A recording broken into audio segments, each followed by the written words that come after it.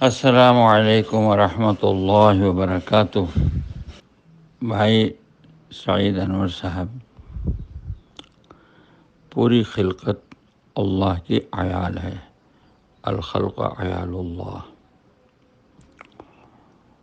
جس طرح ہم کو اپنے کنبے سے پیار اور محبت ہے، اس سے سینکڑوں گنا زیادہ اللہ تعالیٰ کو اپنی تخلیق سے پیار اور محبت ہے۔ زمین پر اللہ کا سب سے پیارا محبوب بندہ وہ ہے جو اللہ کی خلقت کو اور اللہ کی مخلوق کو نفع پہنچاتا ہے۔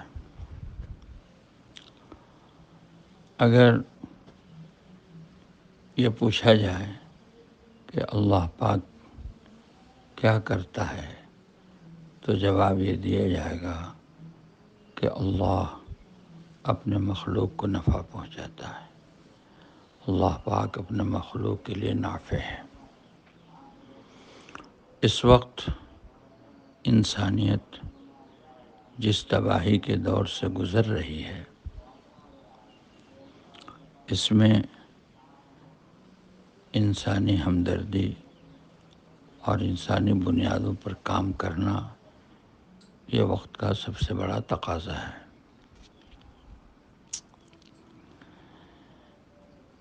پہلی بات تو یہ ہے کہ ہر ایمان والا اللہ سے خوشگمان ہو اور اس کا اعتماد اور اس کا یقین یہ کہہ رہا ہو کہ اللہ جو کرتا ہے اچھا کرتا ہے۔ اللہ تعالیٰ اپنے بندوں کا سب سے زیادہ خیر خواہ ہے، 70 ماؤں سے زیادہ محبت کرنے والا اللہ اپنے بندوں کا خیر خواہ ہے۔ یہ ہمارا دل کا یقین ہو، یہ اعتماد و بھروسہ ہو اللہ پر۔ ہم اپنے اللہ سے کسی بھی حال میں بدگمان نہ ہوں، بلکہ ہم اپنے اللہ سے خوشگمان ہوں۔ جب بندہ اللہ سے خوشگمان ہوتا ہے تو ہر حال میں اس کا شکر گزار ہوتا ہے۔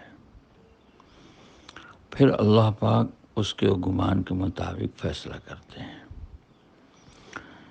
یہ جو حالات دنیا میں آئے ہوئے ہیں یہ نئے نہیں ہیں۔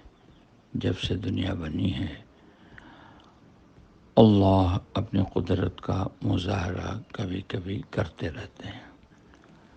دنیا کو اللہ نے سنت پہ چلایا ہے اور یہی چیز دائمی ہے اور یہی چیز چلتی ہے، لیکن کبھی کبھی جب انسان ظلم پہ اترتا ہے، بغاوت پر اترتا ہے اور انسان اپنے کو خود مختار سمجھنے لگتا ہے، تو اللہ انسانی عقلوں کو اور انسانی صلاحیتوں کو عاجز کرنے کے لیے اپنی قدرت کا مظاہرہ کرتے ہیں کہ اصل اللہ ہے۔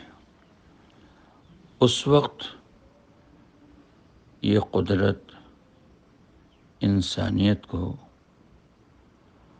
عاجز کرتی ہے کہ کوئی ایسی طاقت نہ دکھائی دینے والی موجود ہے جو سارے نظام کو چلا رہی ہے اور اسی کے ہاتھ میں سارا نظام ہے، کسی کے ہاتھ میں کچھ نہیں ہے۔ یہ یقین کی بات ہے، یہ ایمان کی بات ہے۔ دوسری بات کہ یہ جو محنت ہم 100 سال سے کر رہے ہیں، اس محنت کے ذریعے سے یہ چاہا جا رہا ہے کہ قربانی کی یہ سطح زندہ ہو جائے کہ ہم انسانیت کی بنیادوں پر کام کرنے والے بنے اور اس طرح سے انسانیت کو نافع بننے کے لیے ہم حریص ہو جائیں کہ انسانی خیر خواہی کا حرص اتنا مضبوط ہو جائے کہ اس کے سامنے ہمارے اپنے تقاضے پیچھے ہو جائیں اور انسانیت کے تقاضے آگے ہو جائیں. جس طرح انبیاء علیہ السلام انسانیت کے لیے نفع پہنچانے میں حریص ہوتے تھے کہ ان کو نفع پہنچ جائے، اسی طرح ہمارے اندر بھی یہ حرص پیدا ہو جائے اور برداشت کی وہ سطح زندہ ہو جائے کہ ہر حال میں، ہر مشکل میں گزر کر انسانیت کو بنیاد بنا کر ہم خیر خواہی کرنے والے بن جائیں، اللہ کی رضا مقصود ہو اور انسانیت کو نفع پہنچانا مطلوب بن جائے، تو پھر انسانیت کے لیے ہدایت کے دروازے کھلتے ہیں. یہ محنت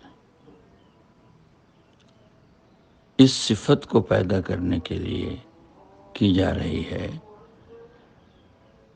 کہ ہم انسانیت کے بنیادوں پر اس طرح اپنے کو مٹانے والے بن جائیں کہ جس طرح انبیاء علیہ السلام نے انسانیت کو نفع پہنچانے میں کسی چیز کو بچا کے نہیں رکھا، بلکہ اللہ کی دی ہوئی تمام نعمتوں کو انسانیت پر خرچ کر ڈالا، اور پھر بھی یہ جذبہ تھا کہ اور اگر ہوتا تو میں اور کوشش کرتا کہ انسانیت اللہ کی پکڑ سے اور اللہ کے عذاب سے بچ جائے. ابھی تک کام انسانی بنیادوں پر نہیں پہنچا ہے. اس وقت انسانیت پریشان ہے، اور یہ ایسا موڑ ہوتا ہے، ایسا حساس وقت ہوتا ہے جس وقت میں انسانیت کا رخ ایمان کی طرف پلٹ جاتا ہے. اگر اس وقت ہم انسانیت کو بنیاد بنا کر محنت کرنے والے بن جائیں اور اپنی صلاحیتوں کی قربانی دینے والے اور صلاحیتوں کو جھونکنے والے بن جائیں، تو یہ احساس ہو رہا ہے کہ شاید ایک ہدایت کی لہر، ایک ہدایت کی ہوا پوری دنیا میں چل جائے. بلکہ ہدایت کی ہوا چلنے کے ایسے ہی مواقع اور اوقات ہوتے ہیں جس میں اللہ اپنے بندوں پر ترس کھا کر ہدایت کی ہوا چلا دیتے ہیں. اللہ پاک ہم کو اور آپ کو اس کے لیے قبول فرمائے اور اپنی رضا کے لیے اس محنت کو اس فکر کے ساتھ کرنا آسان فرمائے. السلام علیکم ورحمۃ اللہ وبرکاتہ.